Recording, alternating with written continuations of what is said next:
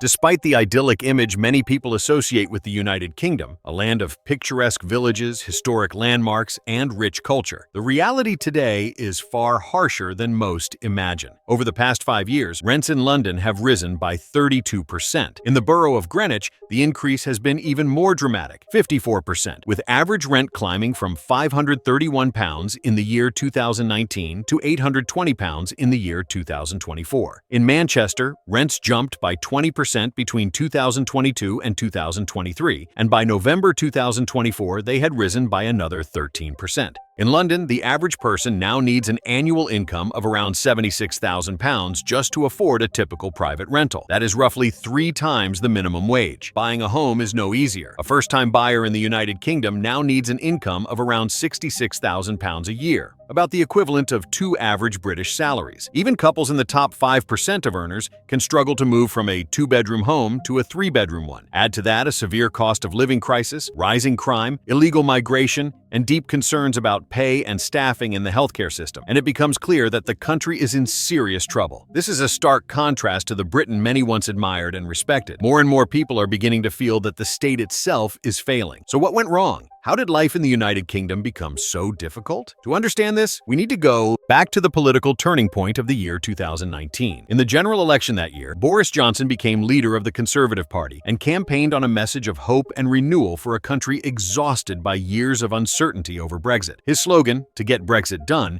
resonated with voters who wanted closure and a fresh start. He promised investment in public services, improvements to the National Health Service, and a new era of economic growth. His appeal lay in the idea that he would break with the hesitation of previous governments and finally deliver clear results outside the European Union. Critics, however, warned that his message was overly simplistic and ignored deeper problems such as social inequality, regional divides, and long-term structural weaknesses. His victory marked the beginning of a period of even sharper political polarization, exposing tensions that had been building beneath the surface for years. After taking office, Johnson initially enjoyed a surge in popularity driven by the promise of completing Brexit. Yet, even at the moment of his election, his approval ratings were lower than those of recent prime ministers at the same stage. According to Sky News, on Election Day in 2019, he was less popular than Theresa May or Jeremy Corbyn had been during the election of 2017. Under Johnson's government, net migration to the United Kingdom rose sharply, even after Brexit. It peaked in the year 2022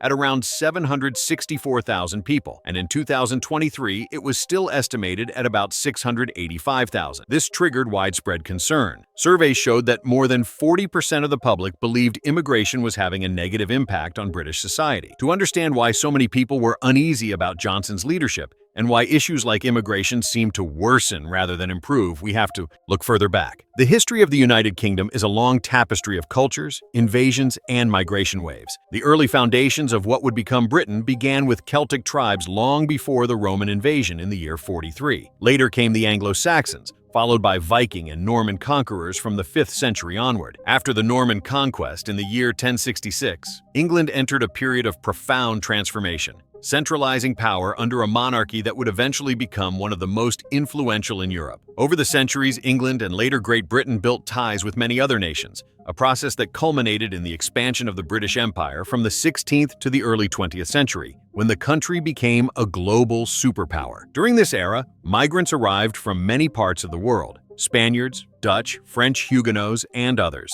They brought skills, new ideas, and diverse cultures that played a crucial role in the economic and social development of the kingdom. Colonization did not only expand the empire, it also created a complex exchange of goods, people, and traditions. In this way, the United Kingdom learned to draw strength from immigration, using it to build wealth, power, and cultural diversity, and gradually became a country defined by its variety and its layered history. Public attitudes toward immigration, however, have shifted dramatically over time, shaped by social, economic, political, and cultural forces. In the years immediately after the Second World War, Britain saw large numbers of newcomers from former colonies, especially from India, Pakistan, and Jamaica. These migrants were largely welcomed because they helped rebuild the country, particularly in sectors like healthcare, transport, and industry. But as economic conditions changed in the following decades, and Britain faced problems such as high unemployment, the public mood began to turn. By the late 20th century, concerns about immigration were growing, driven by fears over cultural identity, competition for jobs, and pressure on public services. Rising nationalism and intense media coverage of migration played a major role in reshaping public opinion. Like the prime ministers before him, Boris Johnson addressed both legal and illegal migration after taking office. He spoke proudly about Britain's tradition of offering refuge to people in need, but stressed that it had to happen in a fair and lawful way. He warned that those who tried to cross the English Channel illegally and exploit the system would not be rewarded with an automatic right to stay. He told potential migrants that the journey was extremely dangerous, even when the weather looked calm, and that they would be sent back. Many critics, however, argue that these warnings were not backed up by action. In the year 2021, around 24,000 people crossed the channel illegally, yet only 5 were actually returned. Net migration has been the main driver of population growth in the United Kingdom since the year 1994. In the 12 months ending in June 2024, net migration reached 728,000, meaning far more people arrived than left. This trend was driven mainly by an increase in arrivals from countries outside the European Union. The Office for National Statistics estimates that between 2021 and 2036, the population will grow by almost 10%, reaching around 73.7 million. Many critics say this is a level of growth the country simply cannot handle, and that it should be deeply worrying. Legal immigration does contribute to the British economy, but it has long been controversial. Policies such as the points-based immigration system were designed to control and manage inflows, yet they also sparked debate about integration and the strain on housing, healthcare, and schools. These systems are highly state-driven, with the government deciding which skills and qualities are rewarded. At the same time, the importance of migration is clear. In the year 2019, around 14% of National Health Service staff were born abroad, and more than 1 in 5 doctors came from outside the European Union. This is a powerful reminder that immigration has helped shape modern Britain. It also feeds into the growing debate over whether healthcare workers are paid and valued enough. All of this brings us back to the election of Boris Johnson in 2019, and the enormous challenge that awaited him. Despite early doubts about his leadership, he pushed through the United Kingdom's withdrawal from the European Union, which formally took place on the 31st of January 2020. The transition period ended on the 31st of December the same year. This marked a historic shift, closing 47 years of membership in European structures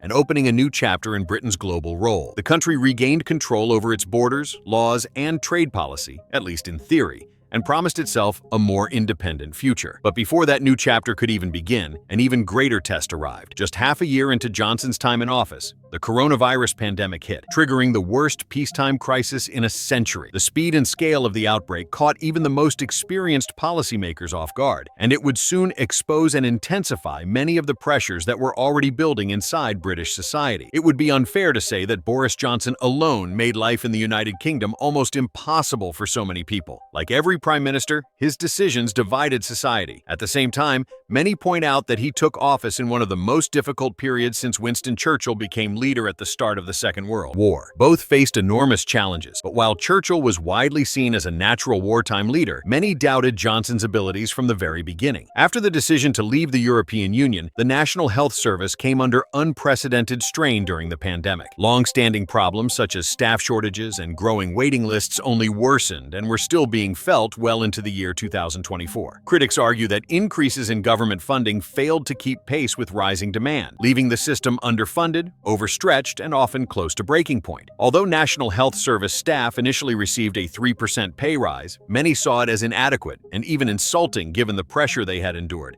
especially during the pandemic. After nationwide strikes and protests, a significant shift finally came. In October 2024, health workers were awarded a 5.5% increase, backdated to the 1st of April 2024, following recommendations from the independent body that reviews National Health Service pay. But it is not only healthcare workers who are struggling. For many people across the United Kingdom, life feels hard, uncertain, and, frankly, demoralizing. In 2024, the country was still grappling with a cost of living crisis. Crime was roughly 10% higher than before, and Britain remained one of the more unequal societies in Europe in terms of income. When the gap between what people give and what they feel they get back from politics becomes this wide, exhaustion and resignation begin to settle deep into the national mood. On the 5th of July 2024, a new chapter began. Keir Starmer became Prime Minister after his party won a majority in the House of Commons. King Charles III appointed him Prime Minister, first First Lord of the Treasury and Minister for the Civil Service. Landmark moment, the first time since the end of Gordon Brown's term in 2010 that the Labour Party had returned to power. Starmer took office at a time of political change and strong public demand for a new approach, especially to the National Health Service and the economy. He promised to rebuild Britain, to spread prosperity to every community, to get the health service back on its feet, to secure the borders, make the streets safer, and ensure dignity at work. He set out 5 major national missions. The first was to deliver the highest sustained economic growth in the Group of 7. Productivity has long been a sensitive issue in Britain, and compared with other major economies, the country has been falling behind. Output per worker lags behind most of the Group of 7, with the notable exception of Japan, pointing to worrying trends in efficiency and economic dynamism. The gap is even clearer when measured per hour worked, where Britain trails countries such as France, Germany, and the United States. The Institute for Government has warned that Starmer's growth ambitions may depend almost as much on good fortune as on good policy if they are to be achieved within a single parliamentary term. His second mission is to deliver carbon-free electricity by the year 2030. With the aim of lowering energy bills for families and businesses in the long run. This goal resonates with many voters, especially after the shock of 2022,